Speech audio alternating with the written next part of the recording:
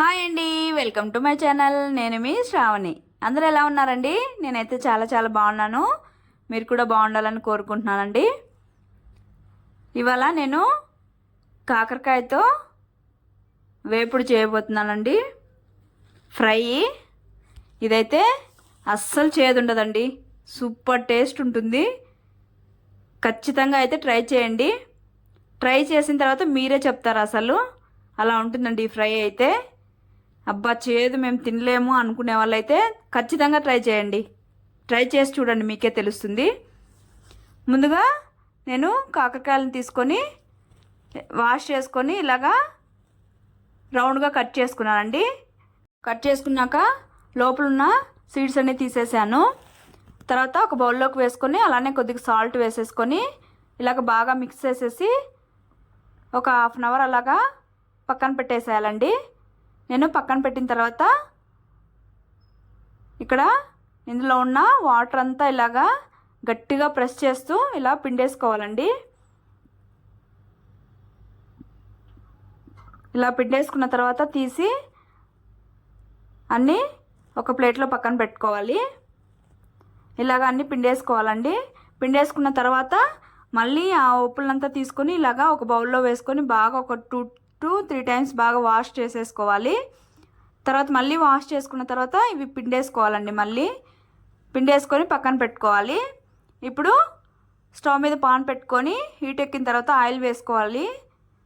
వేసుకొని ఇవి మంచిగా బ్రౌన్ కలర్ వచ్చే వరకు మీడియం ఫ్లేమ్లో కానీ లో ఫ్లేమ్లో కానీ పెట్టుకొని కుక్ చేసుకోవాలండి. ఇలాగా మధ్య మధ్యలో మిక్స్ చేసుకుంటూ ఉండాలి. ఇలా చూడండి, ఇలాగా బ్రౌన్ కలర్ వచ్చిన తర్వాత తీసి ఒక ప్లేట్లో పక్కన ఉంచుకోవాలి. తర్వాత అదే పాన్ పెట్టుకొని అందులోకి కొద్దిగా ఆయిల్ వేసుకోవాలి. వేసుకున్న తర్వాత ఆవాలు అలానే జీలకర్ర కొద్దిగా కరివేపాకు వేసుకొని చిట్పట్లు అన్నివ్వాలి. తర్వాత సన్నగా పొడవుగా కట్ చేసుకున్నటువంటి ఆనియన్స్ వేసుకొని మంచిగా బ్రౌన్ కలర్ వచ్చే వరకు కుక్ చేసుకోవాలి.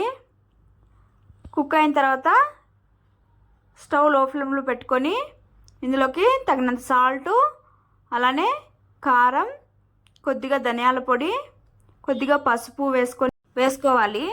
తర్వాత కొద్దిగా వేయించిన జీలకర్ర పొడి కూడా కొద్దిగా వేసుకొని ఇవంతా ఒకసారి బాగా మిక్స్ చేసేసుకొని ఫ్రై చేసుకోవాలి.